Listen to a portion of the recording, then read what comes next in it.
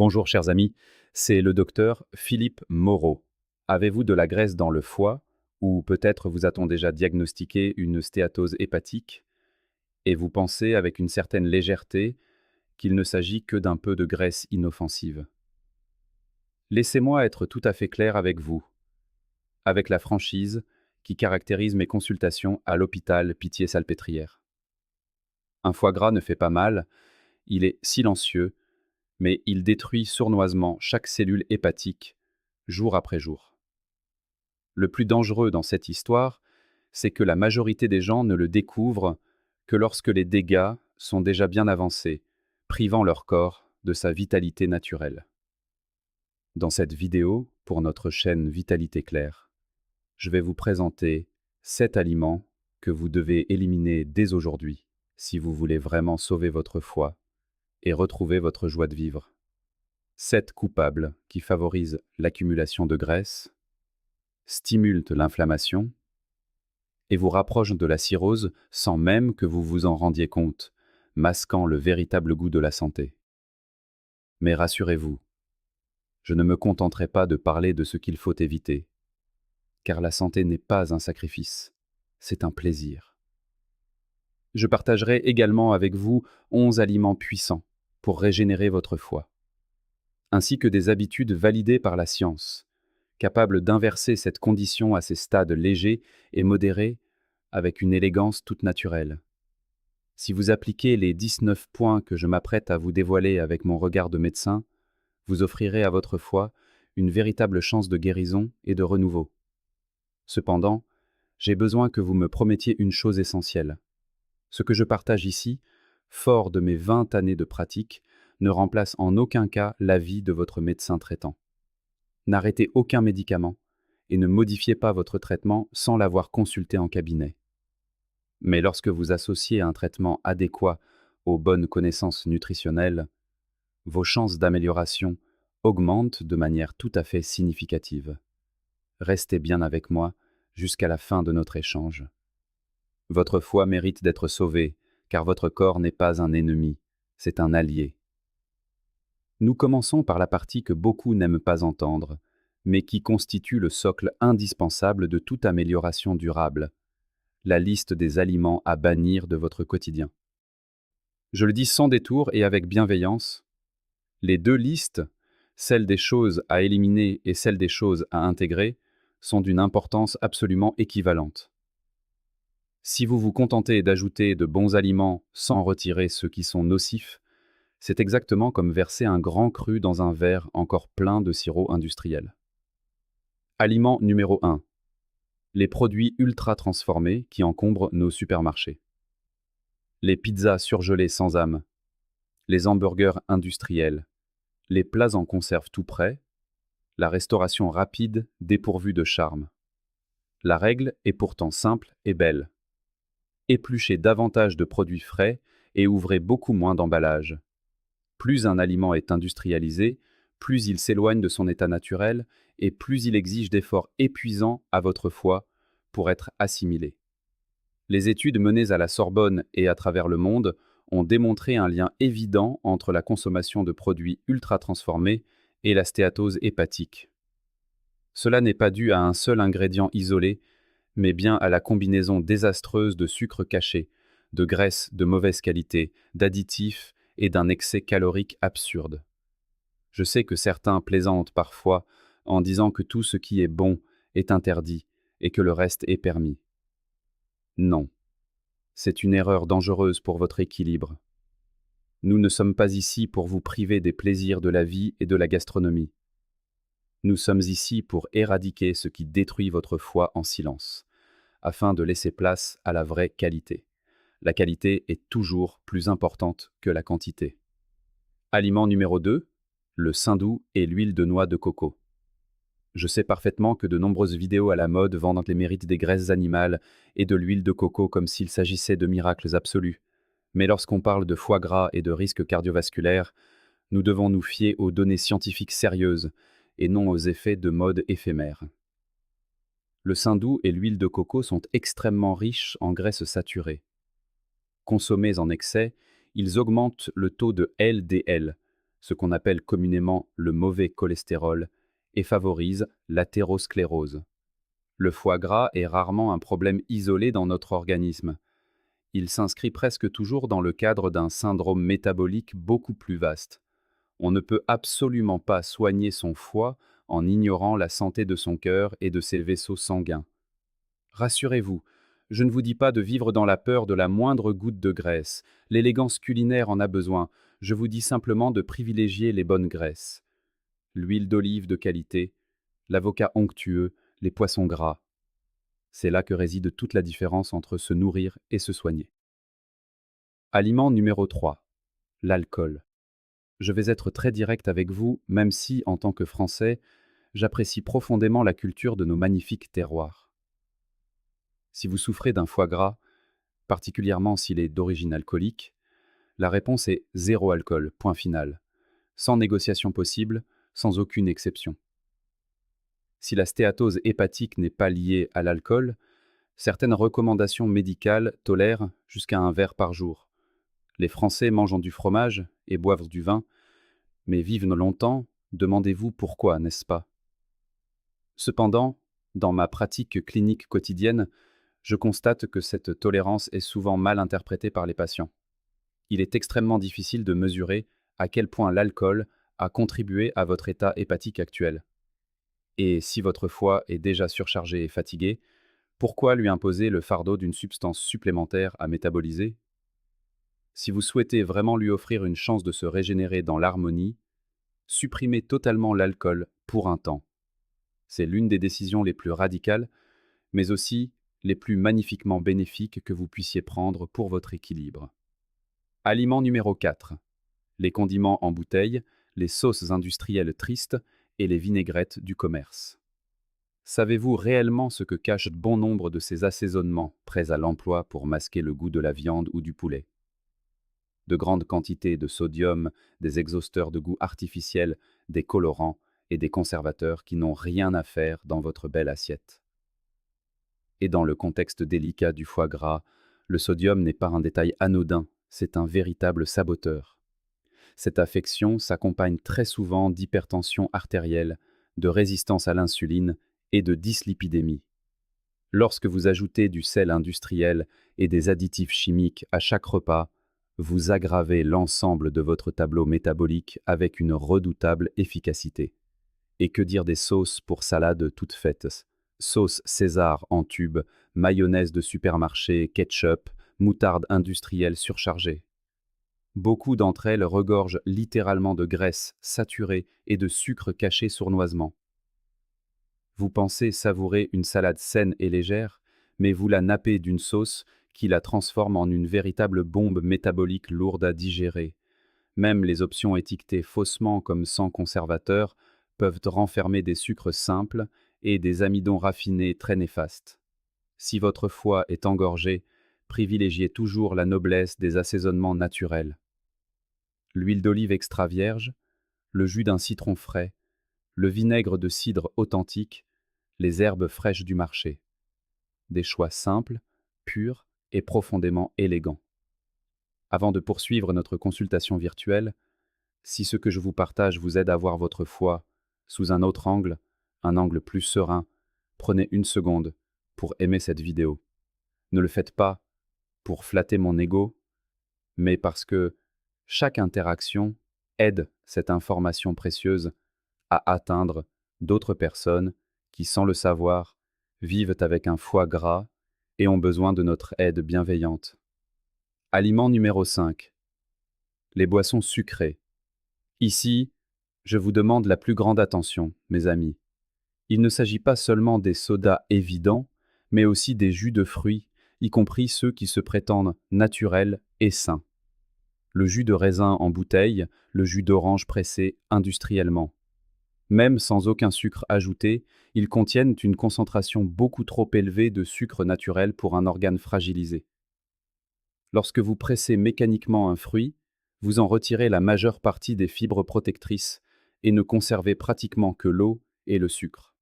En quelques minutes à peine, vous pouvez boire l'équivalent sucré de plusieurs fruits sans même ressentir la moindre satiété ou le moindre plaisir de mastication. Certes, le raisin contient des polyphénols intéressants, l'orange de la merveilleuse vitamine C, je ne le nie absolument pas. Mais si vous souffrez d'un foie gras ou d'un diabète naissant, vous devez impérativement donner la priorité absolue au contrôle harmonieux de votre glycémie. Une petite gorgée de temps en temps, lors d'une occasion spéciale, n'est pas un problème majeur. C'est l'habitude quotidienne aveugle qui l'est véritablement. Je veux que vous compreniez bien une chose fondamentale. Le foie gras n'est pas une fatalité irréversible ou une condamnation. Mais si vous continuez à fournir à votre corps les éléments précis qui favorisent l'accumulation de graisse hépatique, vous entravez vous-même votre propre chemin vers la guérison. Commencez donc par 3 étapes fondamentales et libératrices. Éliminez le sucre blanc et les amidons raffinés. Évitez scrupuleusement les viandes transformées. Bannissez les boissons sucrées, y compris les jus de fruits. Ce simple changement d'habitude, s'il est appliqué avec rigueur et constance, peut faire une différence spectaculaire sur vos analyses hépatiques dans les mois à venir. Et croyez-moi, nous ne faisons que commencer ce beau voyage de santé. Aliment numéro 6, la charcuterie et les viandes transformées. Ah, la charcuterie. Le salami, la copa, le jambon de Parme, les saucisses et même ces tranches de dinde sous vide que beaucoup considèrent à tort comme parfaitement diététiques. Bien que cela fasse partie d'une certaine tradition, ces produits industriels regorgent aujourd'hui de nitrates, de nitrites, de conservateurs agressifs et de quantités astronomiques de sodium. Souvenez-vous de ce que je répète souvent. Le foie gras apparaît très rarement de façon isolée dans un organisme. Il s'accompagne presque toujours d'hypertension, de triglycérides élevés et d'une fâcheuse résistance à l'insuline. Lorsque vous consommez beaucoup de sel caché et de produits carnés transformés, vous aggravez discrètement mais sûrement l'ensemble de votre syndrome métabolique. Supprimer la charcuterie industrielle ne soulage pas seulement votre foie fatigué, cela protège également votre cœur précieux, vos vaisseaux sanguins délicats et régule merveilleusement votre tension artérielle. C'est une petite décision quotidienne aux répercussions colossales pour votre longévité et votre joie de vivre. Aliment numéro 7. L'ennemi juré du foie gras, à savoir le sucre et les glucides simples. Je ne parle pas uniquement de la petite cuillère de sucre dans le café du matin, même si vous en consommez encore, il est grand temps d'arrêter cette habitude dépassée. Je parle de tous ces amidons raffinés omniprésents qui font grimper en flèche votre glycémie sans vous nourrir vraiment. La classique baguette blanche, les pâtes à base de farine trop raffinée, les pâtisseries industrielles, les biscuits emballés, les farines blanches dépourvues de nutriments. Dès que vous ingérez ces aliments vides, votre taux de sucre dans le sang monte en flèche de façon brutale. Le pancréas libère alors en urgence des quantités massives d'insuline pour gérer la crise. Une insuline constamment élevée envoie un signal clair et direct à votre foie, celui de transformer tout l'excès de glucose en graisse de stockage. Et cette graisse ne va pas bien loin, je vous l'assure, elle s'installe très confortablement dans votre foie. Il s'agit là d'un mécanisme biologique implacable, parfaitement documenté, et non d'une opinion personnelle de médecin. Rassurez-vous, je ne vous dis pas de faire une croix définitive sur les bonnes pattes pour le reste de votre vie, l'existence serait bien triste. Je vous encourage simplement à revoir vos choix avec plus d'élégance. Si vous consommez des céréales, privilégiez toujours les versions complètes et authentiques. En termes de calories pures, la différence peut parfois sembler minime, mais les précieuses fibres présentes dans les aliments complets ralentissent intelligemment l'absorption du glucose, atténuent les dangereux pics d'insuline et allègent considérablement le fardeau qui pèse sur votre foie. La véritable différence pour votre santé ne réside pas dans le comptage obsessionnel des calories, mais bien dans la réponse harmonieuse de votre métabolisme. À présent, après avoir fait le grand ménage de ce côté-là avec bon sens, je vais vous dévoiler la liste des aliments et des habitudes de vie qui aident très concrètement votre foie à se restaurer. Car n'oubliez jamais que le foie possède une capacité de régénération absolument extraordinaire, digne des plus grands miracles de la nature, pour peu que l'on cesse enfin de l'agresser au quotidien. Nous abordons maintenant la partie que je préfère de loin. Non plus ce qu'il faut supprimer avec rigueur, mais ce qu'il faut intégrer avec joie. Il y a 11 points essentiels à retenir, et si vous les mettez sérieusement et sereinement en pratique, votre foie commencera à vous remercier de la plus belle des manières en l'espace de quelques semaines seulement. Numéro 1, et je vous demande d'y prêter une attention toute particulière en tant que patient averti, le contrôle intelligent du poids corporel. Les études cliniques prouvent sans équivoque que perdre entre 5 et 8% de son poids peut améliorer de façon tout à fait spectaculaire la stéatose hépatique. Ce n'est absolument pas un chiffre lancé au hasard pour vous impressionner. Avec une perte de poids même modeste mais bien menée, le foie amorce déjà sa magnifique guérison. Mais il y a un point crucial à retenir, que je vois souvent dans mon cabinet. Perdre du poids trop rapidement peut endommager le foie de manière encore plus sévère. Je l'ai d'ailleurs observé maintes fois dans ma pratique clinique parisienne. Des patients anxieux qui perdent 10 ou 15 kilos en un seul mois grâce à des régimes draconiens absurdes, en s'affamant presque tristement. Et lorsque nous refaisons des analyses de contrôle, les enzymes hépatiques crèvent littéralement le plafond, signe de détresse. Pourquoi ce paradoxe ? Parce qu'une perte de poids fulgurante et agressive libère des quantités phénoménales d'acides gras dans le sang, ce qui surcharge violemment le foie et peut même favoriser la nécrose de ces cellules fragiles. Selon les recommandations internationales les plus sérieuses, le rythme idéal et sécuritaire se situe entre un demi-kilo et 1 kilo par semaine, tout en douceur. Rien ne presse, la santé prend son temps. Ce n'est pas une course effrénée, c'est un lent processus de reprogrammation de votre métabolisme vers l'équilibre. Les régimes excessivement privatifs s'avèrent bien souvent contre-productifs et nuisent à l'humeur. Vous n'avez aucunement besoin de jeûnes extrêmes punitifs, vous avez besoin de changements doux et durables.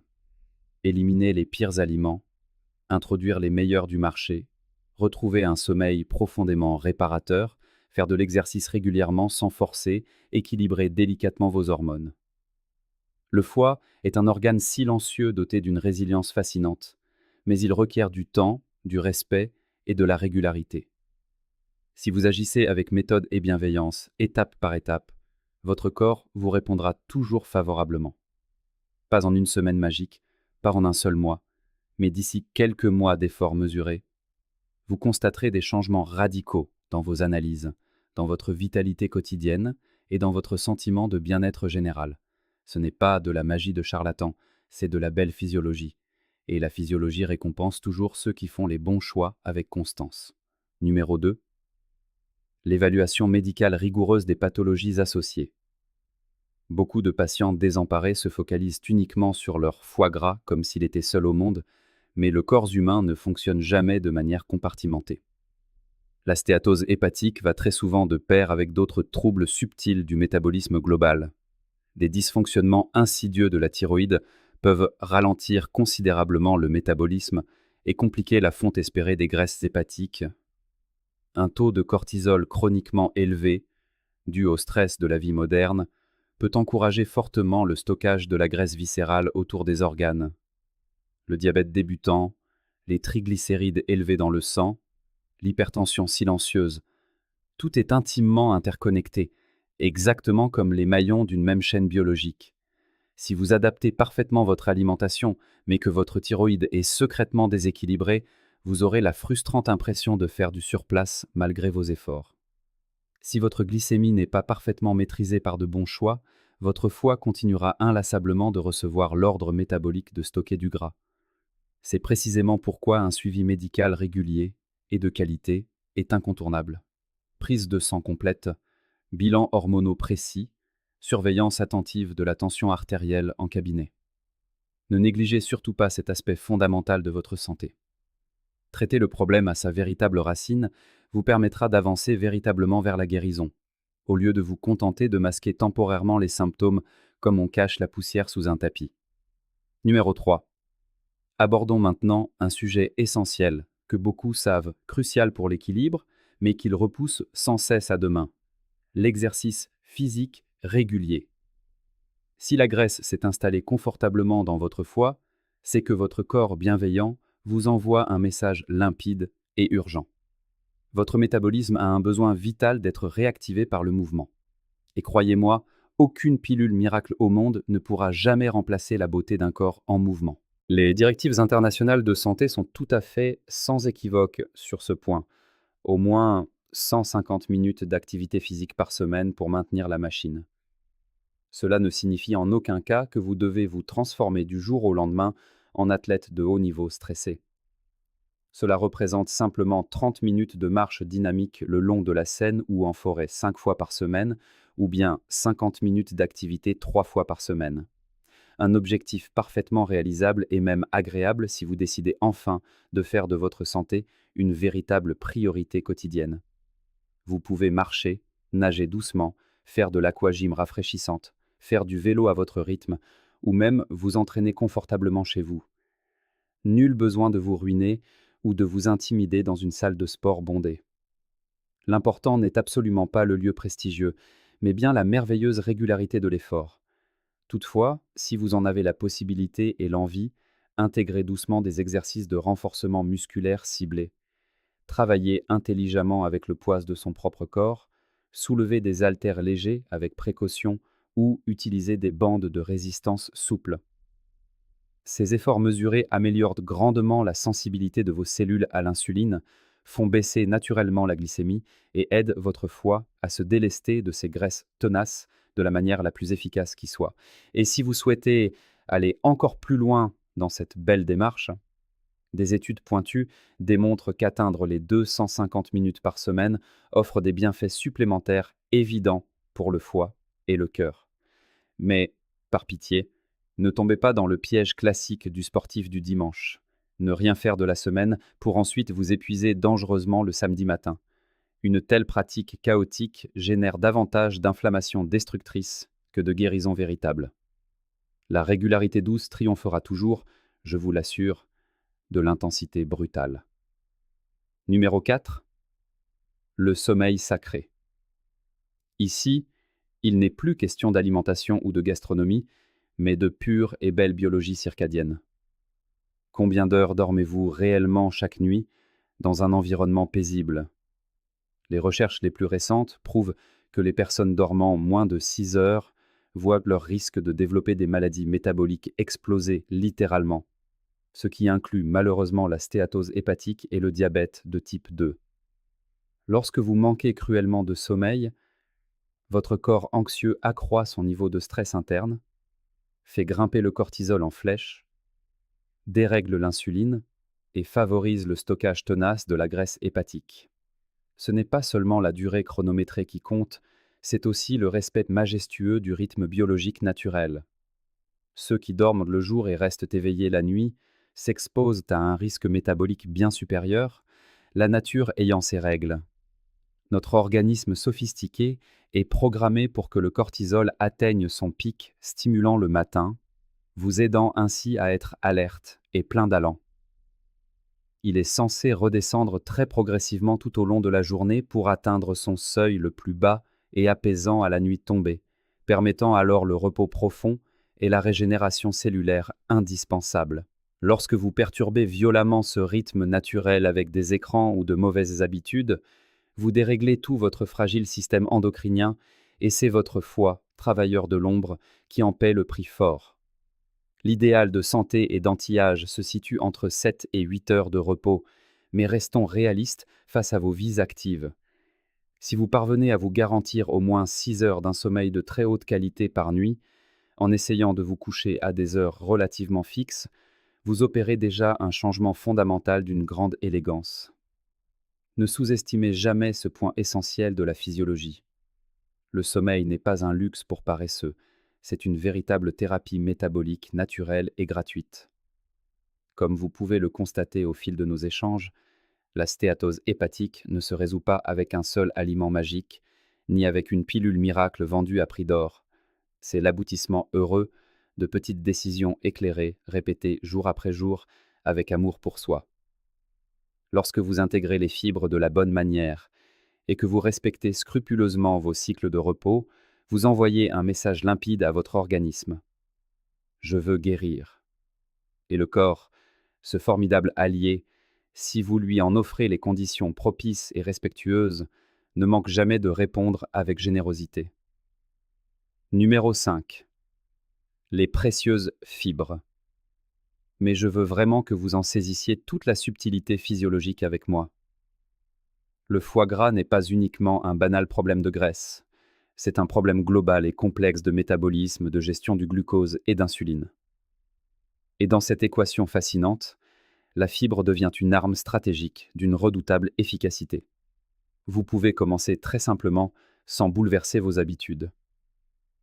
Lorsque vous consommez de bons fruits frais à faible indice glycémique, comme ceux évoqués un peu plus tôt avec gourmandise, ajoutez-y une petite cuillère à café de graines de chia ou de lin finement moulu. Ce petit geste d'apparence anodine et très facile à adopter peut métamorphoser du tout au tout la réponse métabolique globale de votre repas. Pour quelles raisons scientifiques? Parce que les fibres intelligentes ralentissent l'absorption fulgurante du sucre, lissent en douceur les pics de glycémie après les repas et soulagent considérablement le travail acharné de votre foie, un peu comme on prend le temps de savourer un bon repas au lieu de se précipiter. Votre digestion s'en trouvera grandement améliorée, vous serez rassasié beaucoup plus longtemps, évitant la frustration, et vous subirez beaucoup moins de fringales intempestives.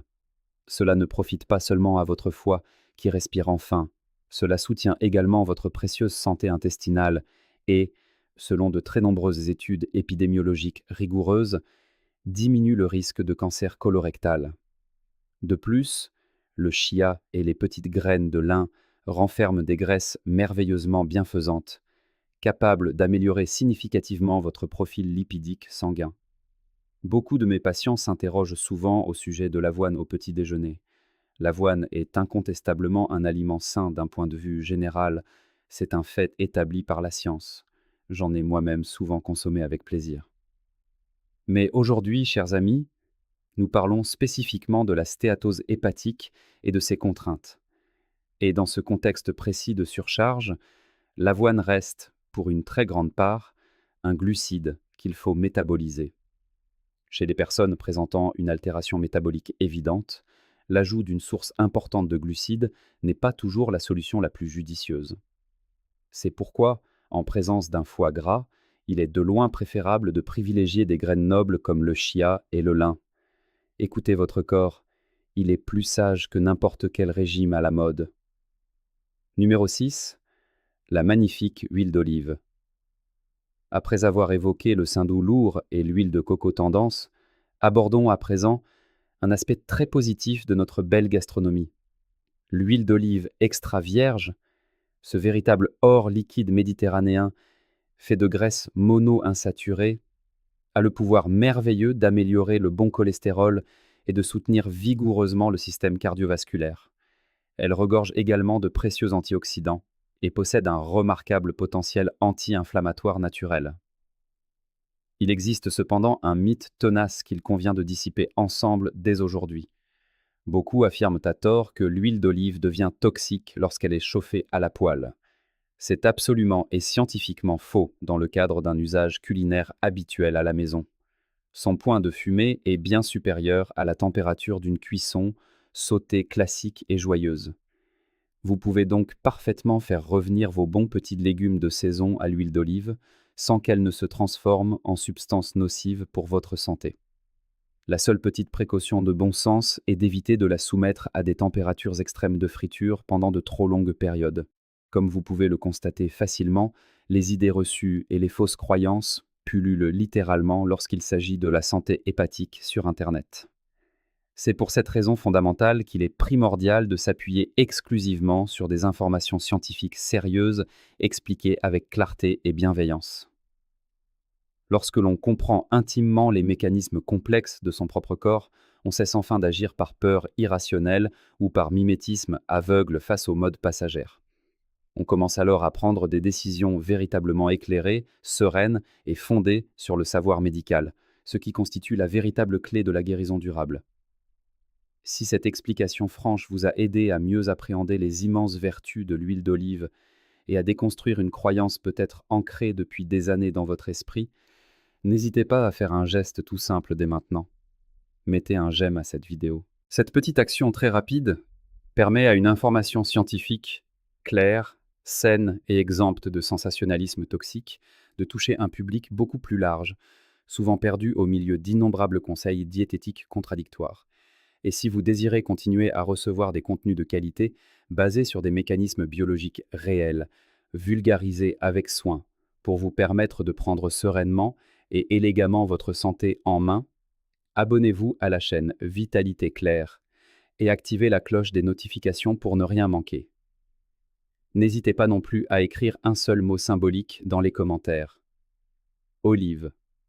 Ce sera la belle preuve de votre engagement personnel à choisir, dès aujourd'hui, des graisses beaucoup plus saines et à privilégier la connaissance lumineuse plutôt que la crainte obscure. On ne soigne pas un métabolisme complexe avec des tendances éphémères de réseaux sociaux. On le soigne avec de la compréhension profonde et des actions justes au quotidien. Passons avec enthousiasme à la suite de notre programme. Numéro 7. L'eau, source de toute vie. Cela peut paraître d'une simplicité enfantine au premier abord, mais c'est d'une importance absolument capitale pour votre équilibre intérieur. Bien souvent, notre cerveau un peu fatigué confond la sensation physiologique de soif avec celle de faim. On croit avoir grand besoin de manger un encas, alors qu'en réalité, le corps réclame simplement une bonne carafe d'eau fraîche. Le résultat de cette confusion? On consomme davantage de calories inutiles et on stocke encore plus d'énergie sous forme de graisse. Il est scientifiquement prouvé qu'une bonne hydratation dynamise naturellement le métabolisme cellulaire. La règle d'or, très facile à retenir, consiste à boire environ 30 ml d'eau pure par kilogramme de poids corporel chaque jour. Ainsi, une personne pesant 100 kg devrait viser allègrement aux alentours de 3 litres par jour pour se sentir bien. Bien entendu, en cas de maladie rénale spécifique ou de traitement diurétique, il conviendra toujours d'ajuster ce volume avec un professionnel de la santé lors d'une consultation. Mais en l'absence de contre-indication médicale, c'est un repère extrêmement sûr, vital et bénéfique pour de multiples organes de votre corps, et pas seulement pour purifier le foie.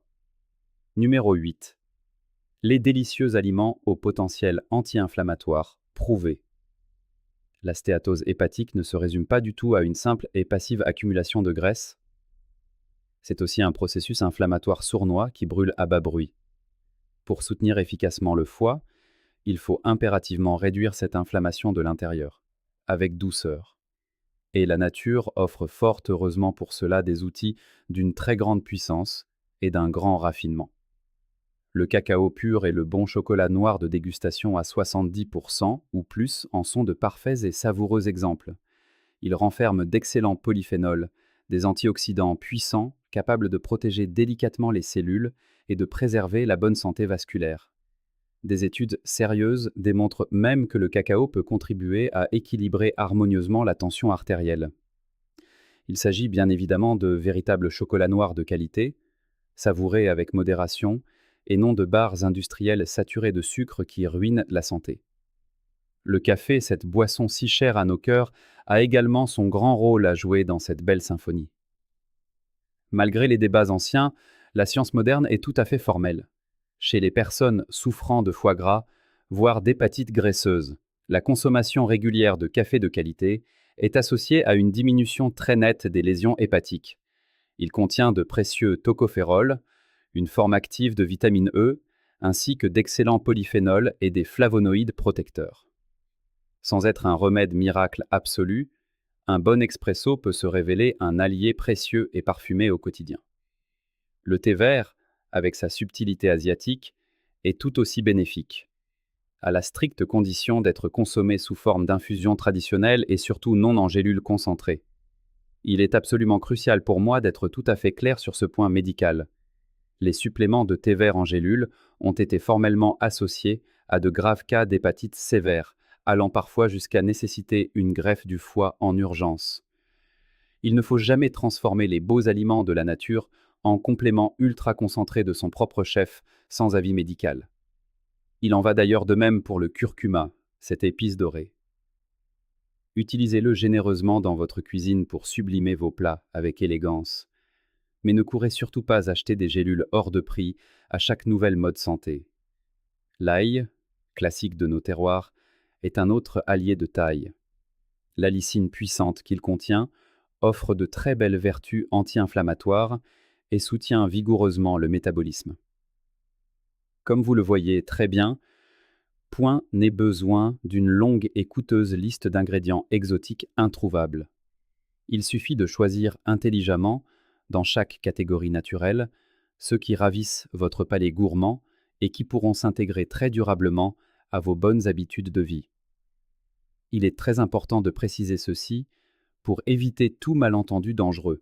Ces bons aliments ne guérissent pas, à eux seuls et par magie, le problème de fond. Aucune tasse de grand café ne saurait compenser les dégâts d'un mode de vie inadapté. Mais lorsqu'ils s'inscrivent harmonieusement dans une démarche de changement global et joyeux, ils peuvent faire une différence absolument remarquable. Numéro 9.